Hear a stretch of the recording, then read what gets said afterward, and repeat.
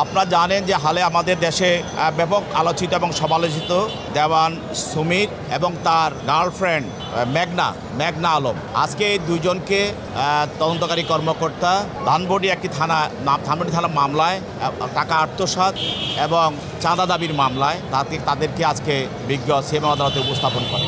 এই মামলায় তদন্তকারী কর্মকর্তা আদালতকে বলেন যে দেওয়ান সুমিত তিনি তার সব সহযোগী লোকদেরকে নিয়ে ধানমন্ডিতে 7 পশ্চিম রোডে একটা জাপানি রেস্টুরেন্টে বসে তারা সেখানে চাঁদা দাবির সহ অন্যান্য বিষয় নিয়ে তারা কাজ করতেছিল এবং চাঁদা দাবি করতেছিল বিভিন্ন প্রতিষ্ঠানের কাছে।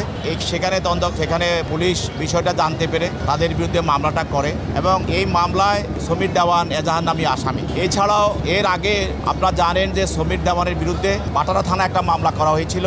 সেই বাটারা থানা মামলাটিও চাঁদাবাজির মামলা। সেই মামলার বিষয়বস্তু ছিল যে সমীর দেওয়ান সে বাংলাদেশের বিভিন্ন দেশে সে শ্রমিক পাঠায়, কর্মসংস্থানের জন্য শ্রমিক পাঠায়। যেসব দেশে আমাদের শ্রমবাজার আছে সেই বাজারগুলোতে লোক পাঠানোর জন্য সে বিভিন্নভাবে বাংলাদেশে যে রাষ্ট্রদূতরা আছে বিভিন্ন দেশের তাদেরকে বিভিন্নভাবে সে ট্রাপে ফেলে এবং এটাকে তারা হানি ট্রাপে আমরা বলে থাকি।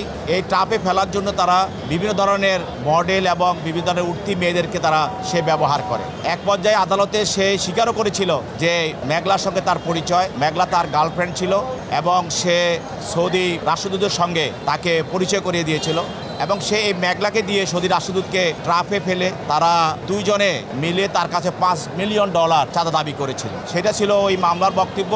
আজকেও এই মামলায় যেহেতু মেঘলা এই সমীর দেওয়ানের ভাষ্যমতে তার একজন সহযোগী এবং তদন্তকারী কর্মকর্তা বিভিন্নভাবে আমরা তদন্ত করে দেখতে পেয়েছে যে এই সমীর দেওয়ানের সঙ্গে মেঘলার যে সম্পর্ক এবং মেঘলার মাধ্যমে যেই ধরনের সেটা কূটনৈতিক পাড়ায় তারা কাজ করত তাতে দেশের ভাবমূর্তি, দেশের শ্রমবাজার এবং দেশের অর্থনীতির উপরে বিশাল প্রভাব পড়বে এবং দেশের ভাবমূর্তি বিনষ্ট হবে এবং সে এই ধরনের বিনষ্ট কাজও করেছে।